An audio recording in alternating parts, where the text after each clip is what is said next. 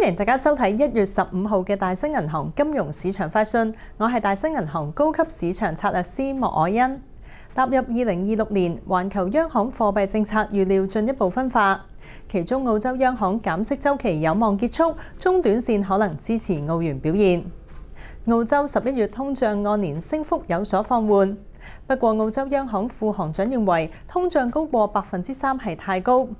又話目前可能已經見證咗今輪寬鬆週期嘅最後一次減息，意味減息週期可能已經結束。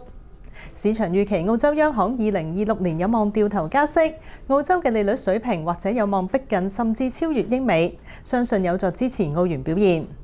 另外，近期黃金、鐵礦石等商品價格上漲，亦都有利澳洲外貿。澳元對美元中短線阻力位係0.68。如果美元進一步回升，澳元對美元或者回落至0.66。